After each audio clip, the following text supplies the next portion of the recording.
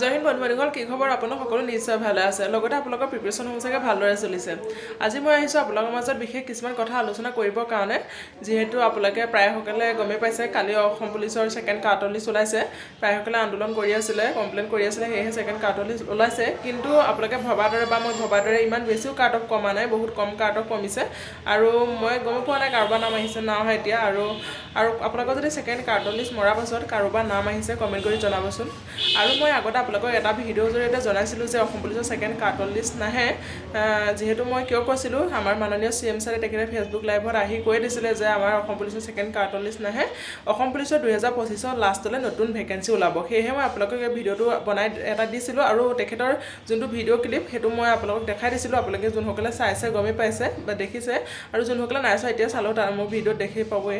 আৰু এতিয়া second carton লিষ্টত ইমান কাৰ্ট অফ কমা নাই, হয়তো বহুতৰ নাম অহা নাই, যোনসকলে আহিব বুলি ভাবিছিলে হয়তো অহা নাচাগে। আৰু আপোনালোকে এইটো নাভাবিব যে দুখনকৈ কাৰ্টন লিষ্ট ওলায়ো মোৰ নাম নাহিলে, মই চাগে বহুত তলত আছোঁ, সেইবুলি আপোনালোকে কেতিয়াও নাভাবিব। যিহেতু বহুত পোষ্ট কম আছে, সেয়াদিকে কাৰ্ট অফটো বহুত বেছি গৈছে, আপোনালোকে সেইটো ভাবিব নালাগে। আৰু আপোনালোকৰ এক্সামসমূহ যিহেতু 6 তাৰিখত হ'বই, আৰু গমেই পাইছে এডমিট কাৰ্ডটো আহি যাব।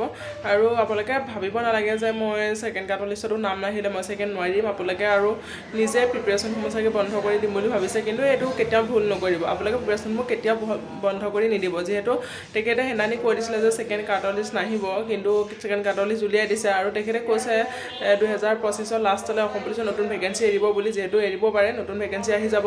আপোনালোকে সেইটো যে ভেকেঞ্চিও নাহিব নেকি এনেকুৱা বুলি ভাবি আপোনালোকে প্ৰেক্টিছ বাদ নিদিব, আপোনালোকে প্ৰেক্টিছ কৰি থাকক। আৰু যিহেতু অসম ফৰেষ্টৰ 2025 পাছলৈ আপোনালোকৰ এতিয়া অনলাইন আৰম্ভ হ'ব চাগে। যেতিয়া তেখেতে অসম পুলিচৰ আগতে যেতিয়া পাছিং আউট পেৰেডত তেখেত গৈছিলে, তেতিয়া তেখেতে পাছিং আউট পেৰেডত যেতিয়া ভাষণ দিছিলে, তাতে তেখেতে কৈ দিছিলে যে অসম ফৰেষ্টৰ পোষ্ট ওলাব বুলি। আৰু সেইদিনানি ফেচবুক লাইভত তেখেতে কৈ দিছে যে অসম পুলিচৰো পোষ্ট ওলাব বুলি।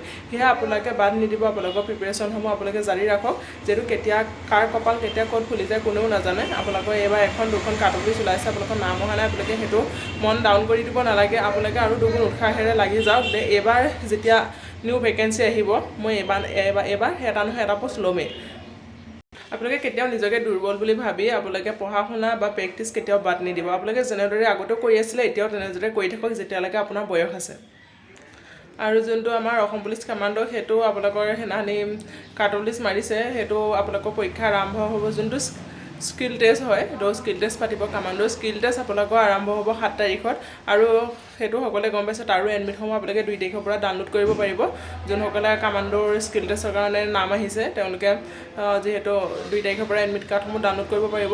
আৰু স্কিল টেষ্টটো 7 তাৰিখত আৰম্ভ হ'ব। যিহেতু 6 তাৰিখে আছাম পুলিচ ABB পৰীক্ষা হ'ব, 7 তাৰিখত আকৌ স্কিল টেষ্ট আৰম্ভ হ'ব কামাণ্ডো। যোনসকলে ইমান দিনে প্ৰিপেৰেশ্যন কৰি আছে, যোনসকলৰ নাম আহিছে, সেইসকলেও ভালদৰে প্ৰিপেৰেশ্যন কৰি থাকক। পৰীক্ষা যিহেতু ওচৰ পালেহি, ভালদৰে একদিন পঢ়ক। আপোনালোকৰ পোষ্টটো ল'বলৈ চেষ্টা কৰক। আপোনালোকৰ এটা পোষ্ট লাগে, যিহেতু পোষ্ট কিমান আছে এইটো কথা নহয়। আপুনি এজনে ব্যক্তি, আপোনাক এটাই পোষ্ট লাগে, আপুনি সেই বুলি ভাবি পঢ়িব লাগিব, সেই বুলি ভাবি প্ৰেক্টিছ কৰিব লাগিব। এনেকৈ নাভাবিব যে বহুত পোষ্ট কম আছে, বহুত কেণ্ডিডেট আছে, ইমান কম পোষ্টত ইমান বেছি কেণ্ডিডেট মই কেনেকৈ পাম। আপোনাক এটাই পোষ্ট লাগে, আপুনি এজনে মানুহ, আপুনি সেইটো লৈ লওক, বেলেগৰ কথা বাদ দিয়ক। আপুনি সকলোৱে তেনেকৈ মনত ভাবকচোন, পাবই পাব। আপোনালোকে কোনেও মন ভাঙি নিদিব, দুগুণ উৎসাহেৰে আকৌ প্ৰেক্টিছ কৰি থাকক। আগৰ দিনত পোষ্ট আহি থাকিব। আপোনালোকে সেইটো নাভাবিব যে পোষ্ট নাহিব আৰু মই এনেই প্ৰেক্টিছ কৰিলোঁ, মোৰ এনেই দিনবোৰ গ'ল, এনেই সময় পাৰ কৰিলোঁ, সেইবুলি কেতিয়াও নাভাবিব। আপোনালোকে প্ৰেক্টিছ কৰি থাকক, আপোনালোকৰ প্ৰিপেৰেশ্যন আপোনালোকে চলাই থাকক, যেতিয়ালৈকে আপোনাৰ হাতত চাৰ্টিফিকেটৰ ভেলু আছে, যেতিয়ালৈকে আপোনাৰ ওচৰত বয়সৰ ভেলু আছে। যেতিয়া আপোনাৰ যেতিয়া ডিফেন্সত এটা বয়স বান্ধি দিয়ে, সেইটো জানে, সেই বয়সটো পাৰ হ'লে আপুনি সেইবোৰ ইণ্টাৰভিউ এটেণ্ড কৰিব নোৱাৰে, সেইটো হয়। তাৰপিছত আপুনি বেলেগ পৰ্যায়ৰ কাম আৰম্ভ কৰিব। আপুনি নিজে কিবা এটা কৰি খাব লাগে, নহয় জানো? নিজে কিবা এটা কৰি খাব লাগে, কামৰ সৰুব নাই। আপুনি নিজে যেতিয়া জন্ম হৈছে, আপুনি যেতিয়া ডাঙৰ হৈছে, আপোনাক মা পাপা ইমান ডাঙৰ কৰিছে, এতিয়া আপুনি নিজে কিবা এটা কৰি খাব লাগে। অকল যে চাকৰিয়ে কৰিব লাগিব সেইটো কথা নহয়। হয়, সপোন থাকে, খাকী পোছাক পিন্ধা বহুতৰে সপোন আছে, হয়, যিকোনো এটা চাকৰি কৰা সকলোৰে সপোন আছে। কিন্তু মানুহৰ আপুনি প্ৰেক্টিছ কৰিছে, আপুনি প্ৰিপেৰেশ্যন চলাইছে, আপুনি যিমান পাৰে সিমান কষ্ট কৰিছে, তাতো যদি আপুনি সফল হোৱা নাই, আপুনি অকল এইটোতে লাগি থাকিলেও নহ'ব। আপুনি আপোনাৰ ভাল পোৱা কামখিনি আপুনি কৰি যাব লাগিব, নহয় জানো? আৰু যিহেতু আপুনি জীৱনটো নিজে কিবা এটা কৰি চলিব লাগিব, কামৰ সৰুব নাই। আপুনি যোনটো কৰিছে সেইটো আপুনি মন পুতি কৰিলে, আপুনি যোনটো কাম কৰে সেইটো আপুনি ভাল পালেই হয়, তেতিয়া আপোনাৰ সেইটো কামেই ভাল লগা হৈ যাব।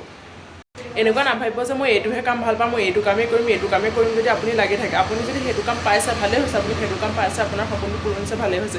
যদিও নাপায়, আপুনি সেইটো কামৰ আশাত যদি বহি থাকে, আপোনাৰ ইফালেও লছ হ'ব, নহয় জানো? সেয়ালৈকে আপোনালোকক মই কৈছোঁ আপোনালোকে নিজৰ ভালপোৱা কামখিনি কৰি থাকক লগতে আপোনালোকে প্ৰিপেৰেশ্যন চলাই থাকক যেতিয়ালৈকে আপোনাৰ ওচৰত বয়স আছে আৰু আপোনালোকে যোনখিনি কাম কৰি ভাল পায় সেইখিনিও কাম কৰি থাকক অকল যে মানুহে অকল চাকৰি এটা যে কৰিব লাগিব সেইটো কথা নহয় চাকৰি এটা লাগে বা সকলোৰে সপোন থাকে সেইটো সপোনটো পূৰণ কৰক অকল চাকৰিৰ বাহিৰে যে জীৱনত আৰু আপুনি নিজে কৰি খাব লাগে আপুনি নিজে কৰিব লাগে কাম কৰি আপুনি নিজে নিজৰ ওপৰত নিৰ্ভৰশীল হ'ব লাগে সেইকাৰণে আপুনি বহুত পথ বাছি ল'ব পাৰে আপুনি যিকোনো এটা বাছি ল'লে হ'ল আপুনি যোনটো কৰি ভাল পায় আৰু মই ইমান ক'বলৈ নাযাওঁ আপোনালোকক মই এইটো কথাই কওঁ আপোনালোকে দুৰ্বল হৈ নাযাব আপোনালোকে প্ৰিপেৰেশ্যন চলাই থাকক আপোনালোকৰ সপোনটো পূৰণ কৰক যিহেতু এতিয়া বহুত এতিয়া আৰু নতুন পোষ্টো আহিব এতিয়া এইসকলতো পৰীক্ষা হৈ যাব ৰিজাল্ট দিব এইসকলে ভৰ্তি হৈ যাব আৰু নতুন পোষ্ট এৰিব আকৌ সেইখিনি তেনেকৈ আৰম্ভ হ'ব আপোনালোকে প্ৰিপেৰেশ্যন হ'ব মই এনেদৰে চলাই থাকোঁ আপোনালোকে ভাবক যে মই এতিয়া অকণমান পইণ্টৰ কাৰণে ৰখি গৈছোঁ সেই পইণ্টত যাতে মই নেক্সট সময়ত ৰখিব নালাগে সেই বুলি ভাবি আপোনালোকে প্ৰেক্টিছ কৰি থাকক অকণমান পইণ্টে যিজনে জীৱনটো কিমান এক ছেকেণ্ড সময় কিমান মূল্যৱান সেই যেতিয়া ফিল্ডখনত দৌৰা হয় তেতিয়াহে গম পোৱা যায় এক ছেকেণ্ড সময় কিমান মূল্যৱান হয় এনেতো আমি গমেই নাপাওঁ